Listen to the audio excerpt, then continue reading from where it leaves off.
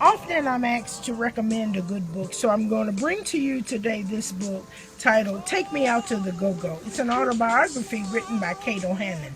And the reason I'm playing up this book is because it's so good.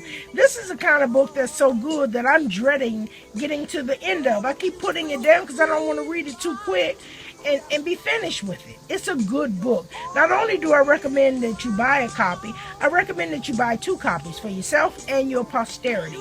Now, when you think about Go-Go, you think about what a big deal it is because this is music. He talks about the Junkyard Band and how these guys were playing toy instruments and beating on cans and carrying on, but they played a part in creating a whole genre of music. Go-Go is, and it forever will be, and it came straight out of the hood.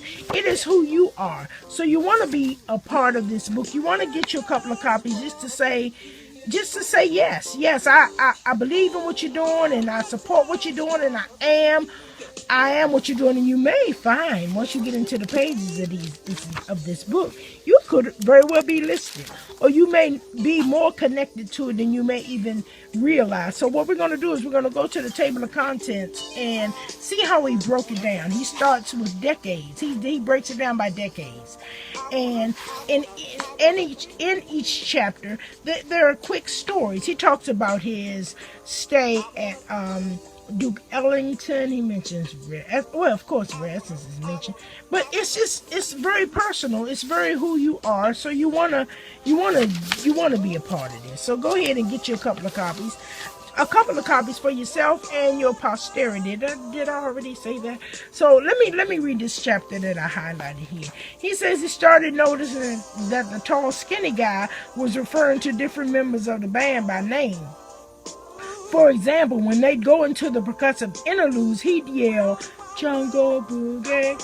And while they were in the interludes, the crowd would chant back, Jungle Boogie, over and over. And he found out that that was the Congo player's name.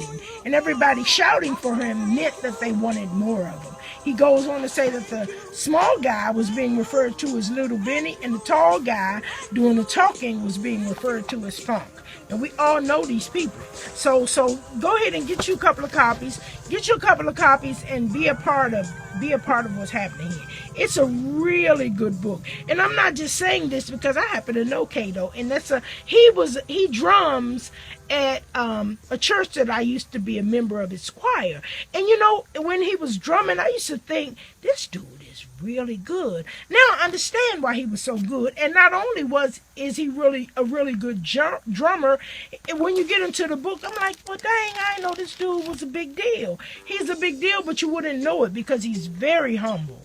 You wouldn't know that he's as big a deal as he is. And he's one of those kind of people that when you meet him, you say of him, that dude, good people. He is really good people, and this is a good thing that he's brought about. So I recommend the book to you, and I encourage you to get into it, read a few chapters, and call me so we can discuss it. So you got my number, right?